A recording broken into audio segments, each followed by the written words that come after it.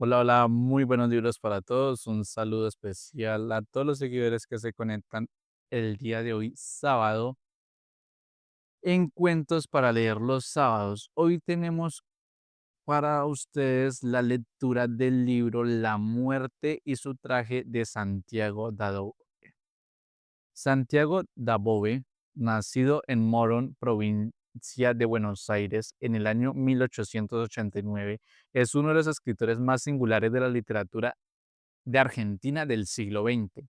Su vida y obra transcurrieron en la penumbra del anonimato, y fue solo después de su muerte que la crítica literaria empezó a descubrir la magnitud de su talento, a pesar de que nunca publicó un solo libro en vida. La colección de textos que dejó póstumamente publicada en 1961 bajo el título La muerte y su traje, lo colocó entre las voces más originales y deslumbrantes de la narrativa hispanoamericana contemporánea.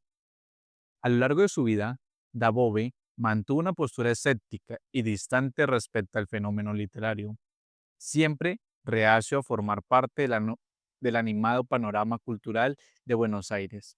Rechazó participar activamente en los movimientos vanguardistas y en los diferentes círculos literarios que dominaron la ciudad en las primeras décadas del siglo XX.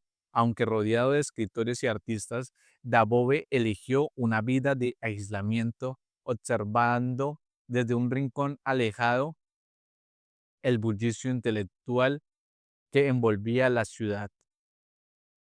Bien, con esta introducción de quién es Santiago Daboy, damos inicio a este cuento que se titula La muerte y su traje. En mi juventud me tocó ver y actuar en un acontecimiento singular y terrible, que tuvo por escenario las inmediaciones del antiguo Chuculito. No quiero mentar su nombre actual, Gran Lago del Perú y Bolivia. Fue aquello durante el carnaval de 18. Yo ya soy viejo y han pasado muchos años desde entonces, pero aún ahora no puedo ver una mascarada sin estremecerme por el recuerdo de aquel horror. Sé que aquello sucedió, sé que no es un sueño, pero también los sueños suceden y el alma anda entre sueños y siquiera hacer una evocación rápida y sintética para mí mismo, como un aguafuerte. Podría sombras, trazos de luz como gritos desesperados, vapores de alcohol y de narcóticos, un chisporreteo, una ancha risa diabólica. Y el que así había hablado era Mr. Nam, hombre huesudo y recio, de facciones enérgicas, pero que tenía una actitud meditabunda, y esos ojos forma almendra, algo oblicuos y soñadores de algunos ingleses, tomó el vaso de cerveza entre sus dedos largos y hábiles y empezó a hacer girar circularmente el resto del líquido que quedaba para ver si hacía espuma. Como no la hiciera, apartó el vaso y pidió al mozo whisky añejo, y de ese del norte de Escocia, que pone elocuentes hasta los mismos ingleses, se sirvió una buena porción con poca soda, para avivar los recuerdos, según decía, y a los tres amigos que lo escuchábamos silenciosos en ese café también silencioso. Qué suerte, nos contó lo siguiente. Yo era joven, dijo. Yo era joven. Tenía 24 años. Era en los tiempos en la que la Compañía de Londres me envió a Sudamérica. Oh sí, compañía que explotaba productos medicinales. Mi padre estaba en ello como director y yo, muchacho activo, hábil, de manos. Y no tan sonso, no sonso. Parece que les gusté para venir de América. Mi misión era por el norte, el trópico. Se trataba de algo nuevo, pero no complicado. Oh no, complicado, pero muy bien pensado. ¿Ustedes conocen el árbol de la coca? No, es oriundo del Perú y de esos lugares. Todos los indios y otras gentes, más que no son indios, peruanos y bolivianos, mascan la coca, nunca vieron, la ponen un poco de cenicita o potasa para que largue más, y mascan y mascan. La Compañía de Londres vio eso de los arbolitos y dijo, aquí hay ganancia. ¿Quién fue el de la idea? Oh, nunca se sabe quién tiene las ideas. Me enviaron a mí para trasplantar el árbol de la joca a una colonia inglesa. Yo era hijo de arbolicultores. Yo hice lo que había que hacer. Los peruanos y los bolivianos discutían el presupuesto, los impuestos, las rentas públicas y quién ocuparía el gobierno. Esta, la de gobernar, es industria de 20 países sudamericanos. Yo me llevaba del Perú y Bolivia varios miles de plantitas de la coca para aclimatarlas en colonias inglesas. No pasó mucho tiempo, no mucho, que nosotros en Inglaterra nos apoderamos del mercado mundial de cocaína. Pero sudamericanos aumentan presupuesto, piden plata a ingleses y se muestran los dientes y sables porque no tienen riqueza y el presupuesto anda mal. Por muchos militares y políticos que tienen muchas ideas de gobierno y finanzas y para aplicarlos hacen revoluciones.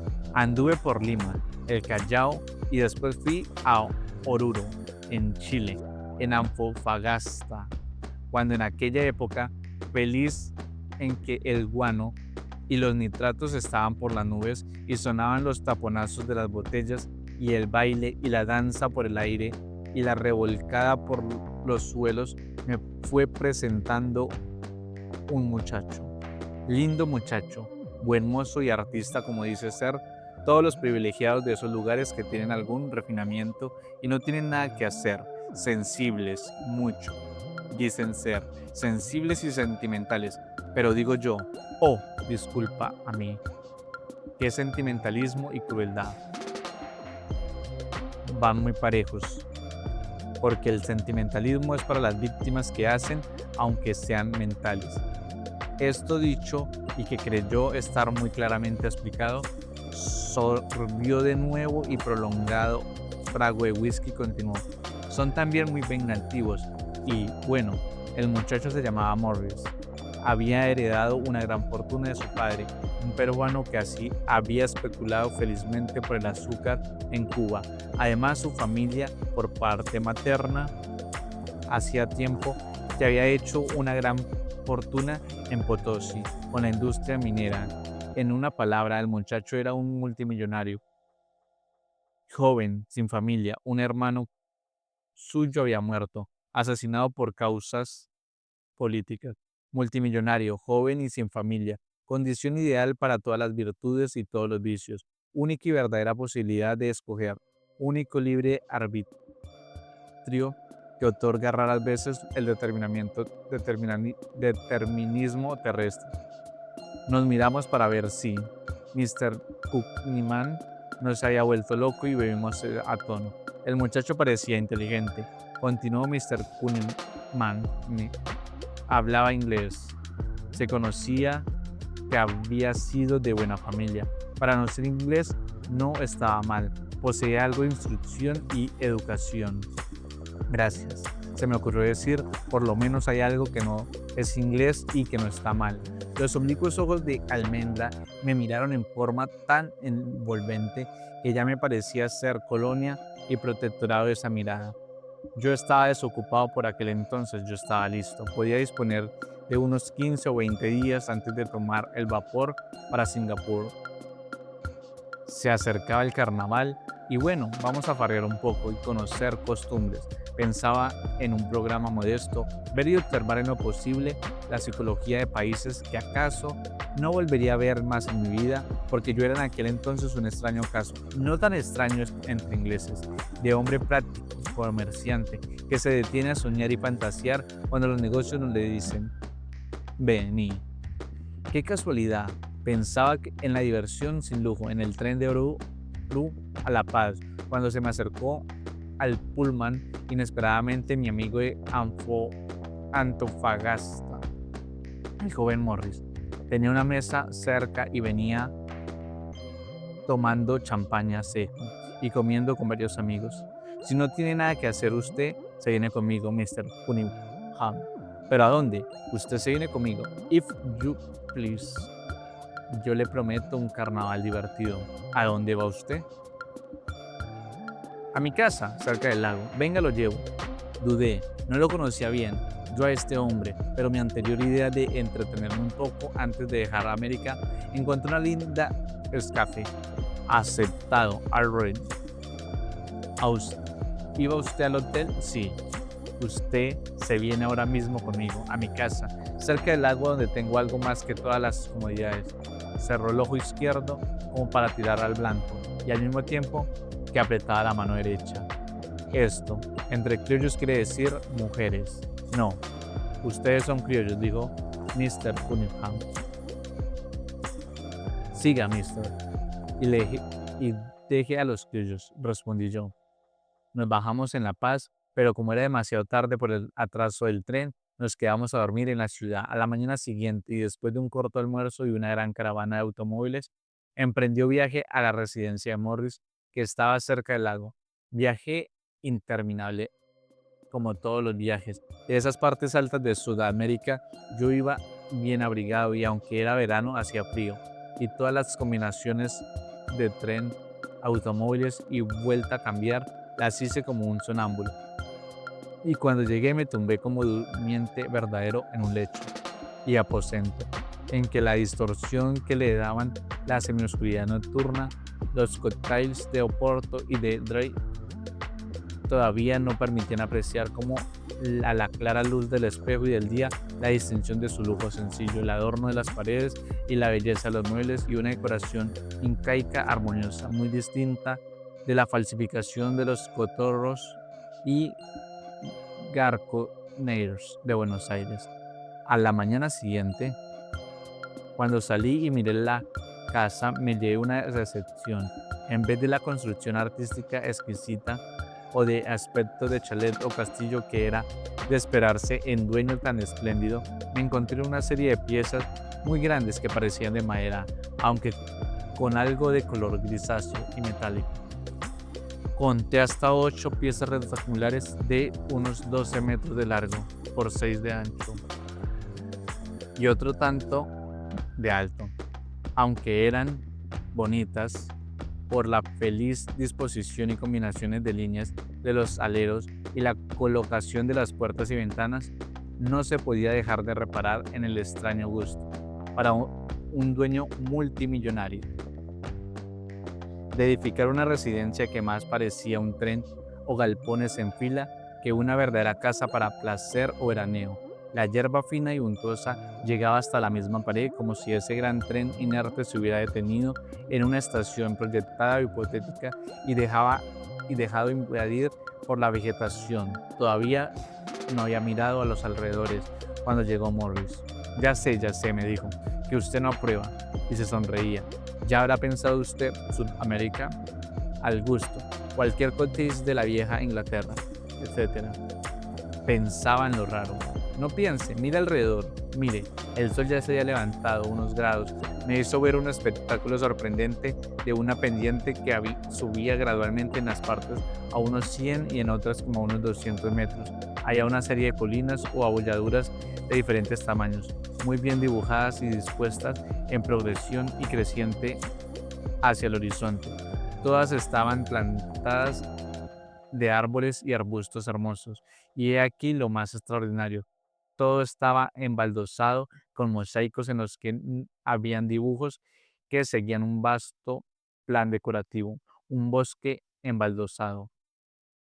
Y las baldositas circundaban bien los troncos, de modo que no se veían tierras ni raíces. Los dibujos tomaban vuelo en las faldas y ondulaciones de ese terreno quebrado, todo limpio. El contraste entre el ocre de los troncos y el verde de las copas con el suelo esmaltado era lo más singular, algo de una preciosidad única y original. ¡Oh, qué raro! ¿Y por qué lo hizo usted? ¿No es lindo? Es asombroso. Me gustaría ver qué efecto hace paseando en él. Debe haberlo costado a usted mucho, pero mucho. Oro a montones, y la conservación y limpieza. Como planeo y realización, sí, y como conservación también, pero el oro va.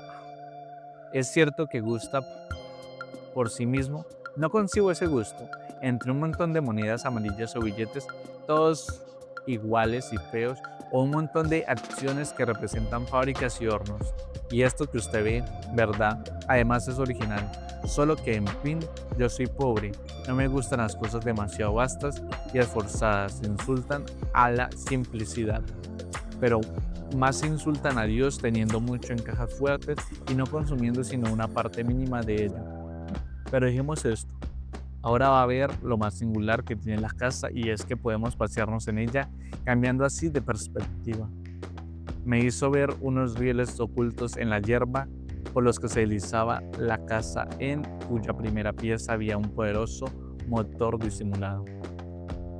Disculpará usted la falta de gusto de los cuartos en hilera, pero no había otra forma de viajar y estar quieto. Además, la casa puede marchar hacia el lago, introducirse en él y navegar merced a un amplio y hermético reborde que tiene todas las piezas y que le hará colocar. Hay también un dispositivo para entrar en el lago según el nivel del agua que baja.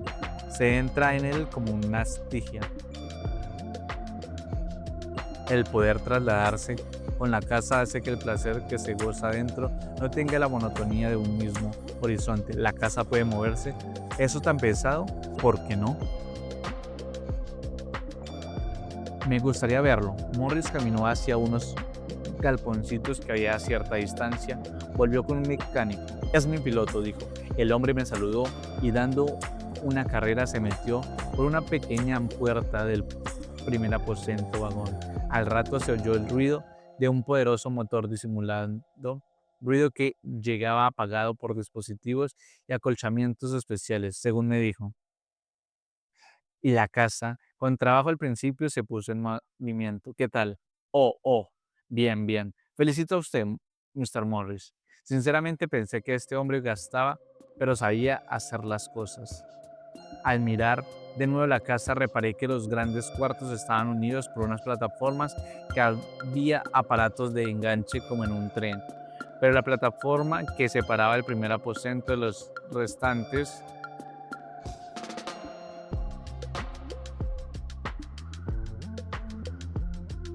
era mucho más larga que las otras, lo que daba lugar a que pudiera encajarse allí una especie de aeroplano, o más bien cabeza de aeroplano, provista de una hélice muy potente, y el todo miraba hacia adelante la hilera de aposentos vagones y formaba parte de ese bloque.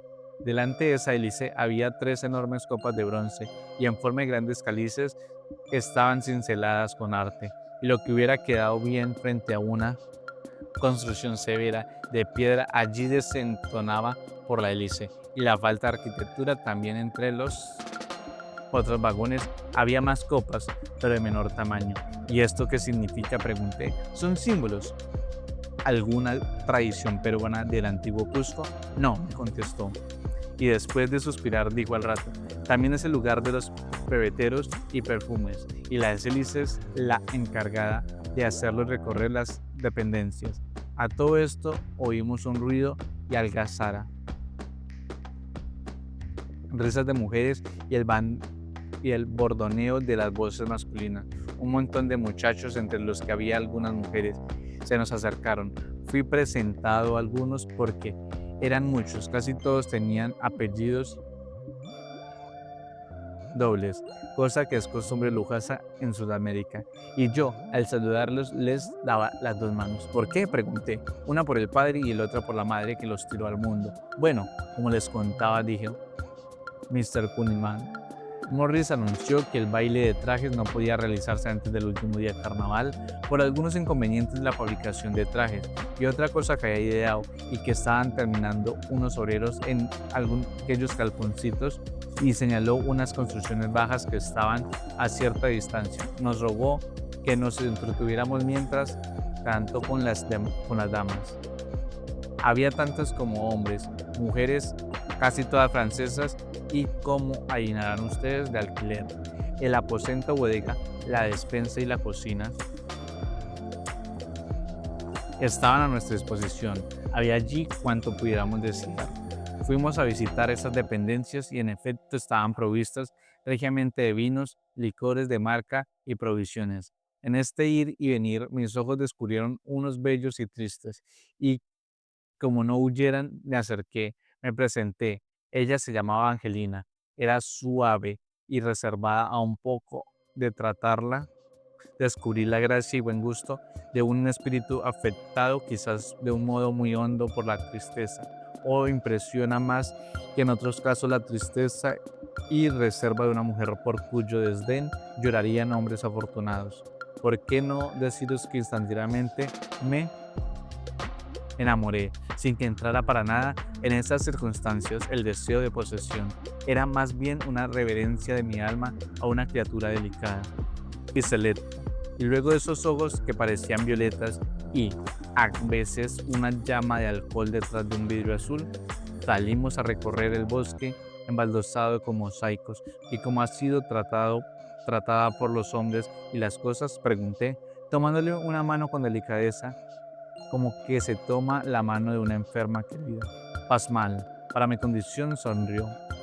Rió después con una risa histérica.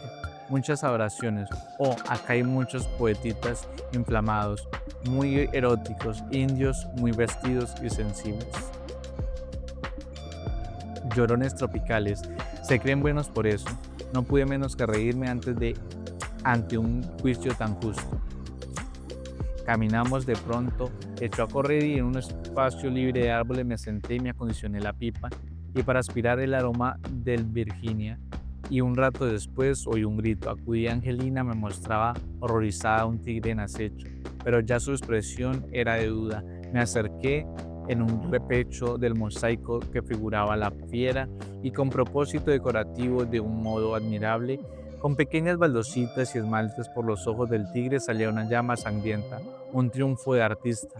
Nos reíamos. De regreso, ya se vio que la invitación a la despensa, bodegas y cocina no había sido vana. Mucha alegría y taponazos, mucho escasinar,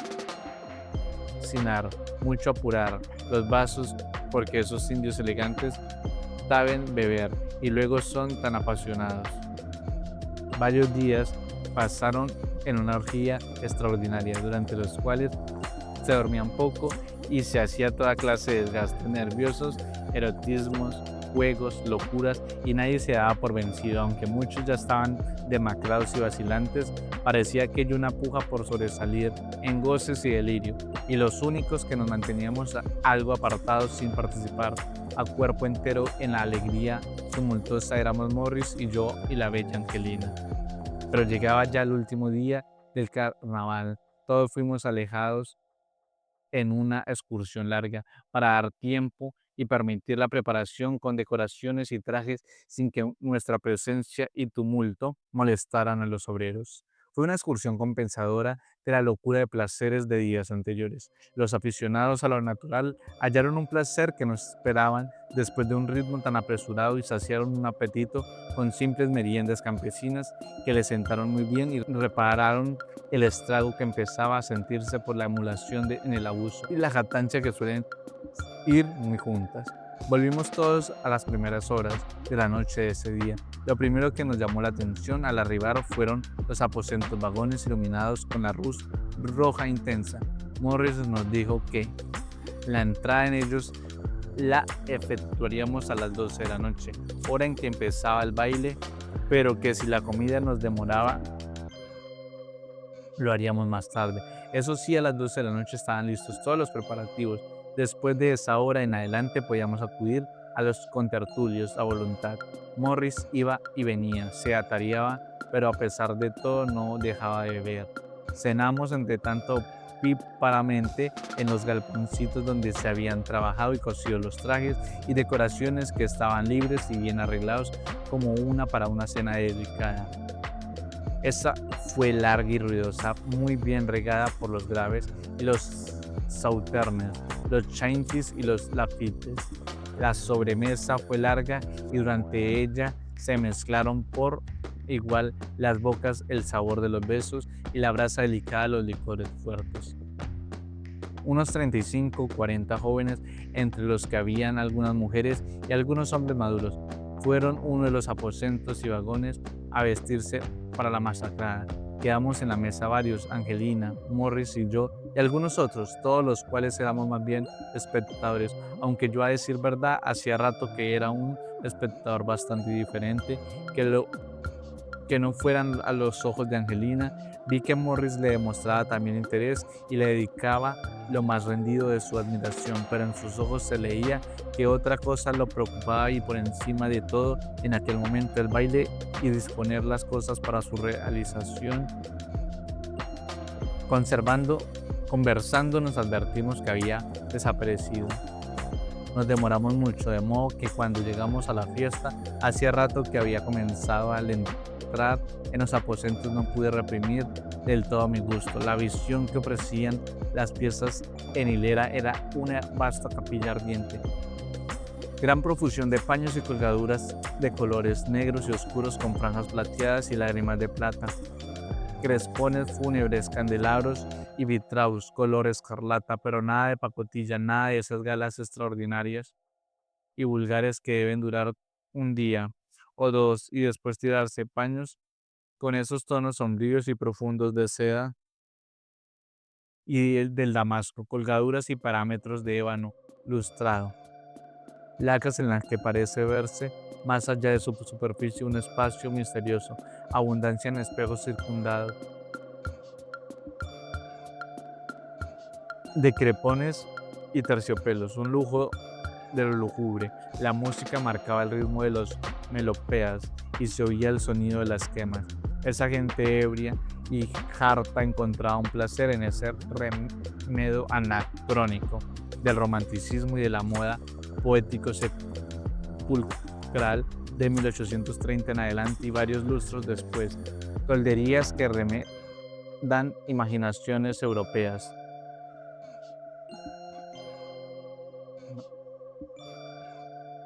Con largos años de atraso, una luz de color sangre iluminaba pequeñas comparsas y máscaras aisladas.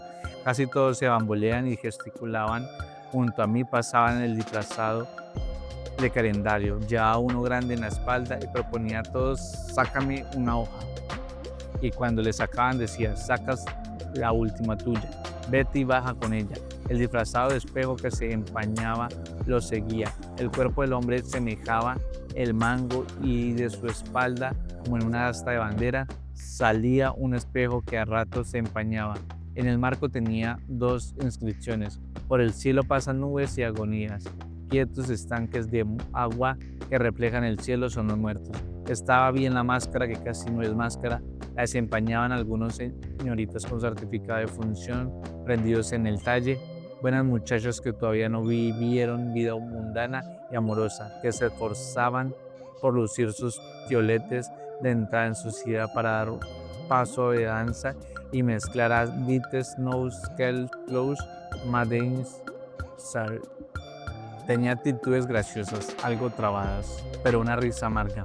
Un ritus les paralizaba y helaba todo impulso, porque se saciaban incomunicables y que solo vivían en algún sueño, evocación o recuerdo.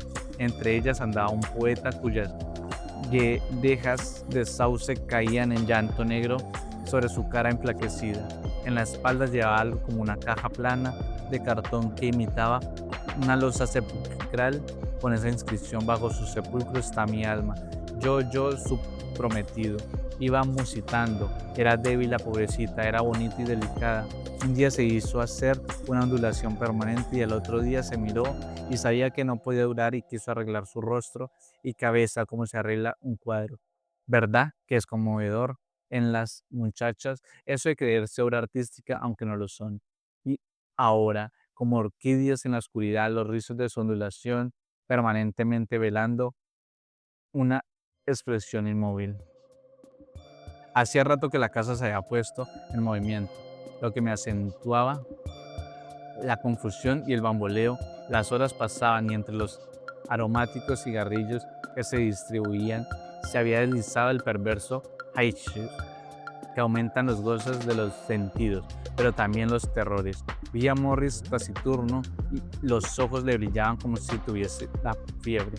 Entrábamos en el lago. Salí a una de las plataformas para ver el paisaje y si se podía comprobé que nadie se interesaba por esto último y continuaban su orgía como si tuvieran anteojeras. Pude observar este cuadro. La luna roja iluminaba un tajo profundo,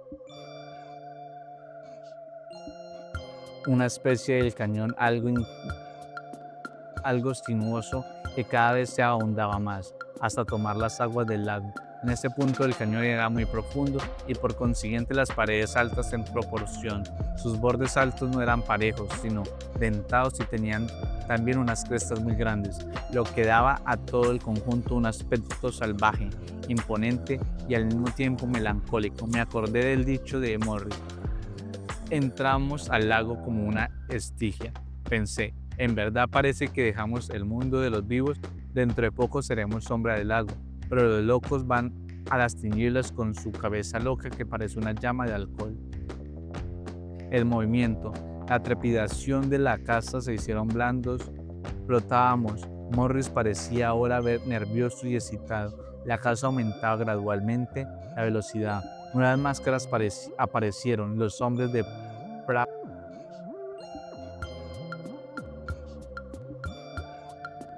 que con un ensanchamiento en forma de trapecio en la espalda y los faldones del far vistos de atrás y complementaban un ataúd perfecto.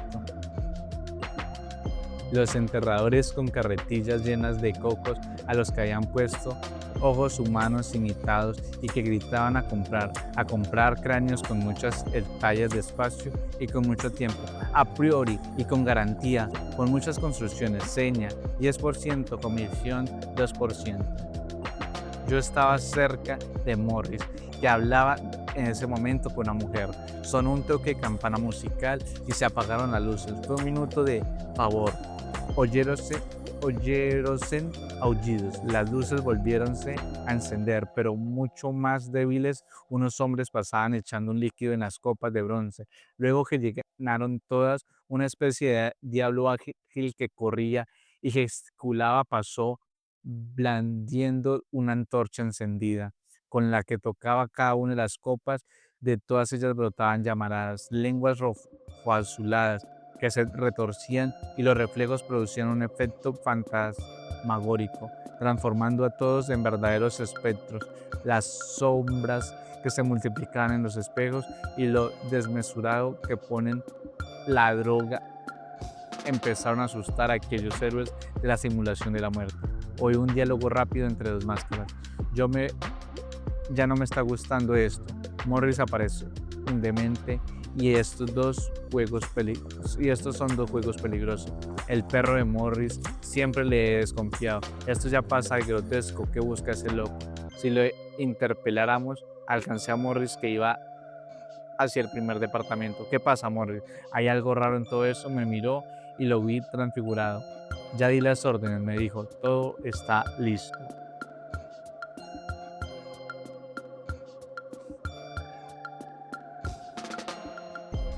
Sus ojos fríos y su expresión triunfante me sobreacogieron. Venga usted, vamos, y me agarró brutalmente de un brazo, mientras me decía, ya no soy un hombre, soy el vengador, el que se venga de un semidios antiguo, un dios. No ve mi cara, tengo cara de hombre. Me arrastraba a mi pesar y eso que yo era fuerte, iba diciendo, los mando al infierno como ellos, sus parientes o secuaces mandaron a mi hermano, represalias que paguen. Para mí no hay cosa más divina que cobrar estas deudas. Por Dios, Morris, por Dios. Ya estábamos en el primer departamento vagón. Morris, déjeme tiempo para... Nada. Todo está previsto. Ya están avisadas las mujeres. Antes de que yo pudiera reaccionar, se oyó un poderoso toque de silbato y todas las mujeres vinieron corriendo al primer aposento. Hubo en los dos hombres expectación y duda. El hombre reacciona más lentamente que la mujer y en un instante quedó cortado del tren de aposentos y separado del primero de los demás, y la hélice del aeroplano, volteando furiosa a 2000 revoluciones por minuto, volcaba con su ventarrón el inflamable incendio en las copas que se pegaban en grandes motas azul doradas. a las maderas y colgaduras. Se oyeron gritos lamentables y chisporroteo furioso, pero yo no comprendía nada. ¿Qué había hecho de mí el Schatches? Recién pensé, ¿dónde estaría Angelina? Miré rápidamente entre las mujeres y no estaba. Los gritos continuaban. ¡Ah! Se olvidan presto frente a la muerte todas las veleidades y fantasías macabras. Pero Angelina, el primer aposento derivó y se puso frente a los restantes como si se acomodara en una platea. El fuego era un soplete que todo lo destruía. Morris, borracho, vociferando con una pistola en una mano, no podía saberse si dirigía el salvamento o ordenaba la catástrofe. Yo pude observar semi-narcotizado cómo estaba, que ninguno de los que optaron por tirarse al agua era socorrido. Morris era interpelado por la tripulación y echado al agua por la fuerza de una puñalada.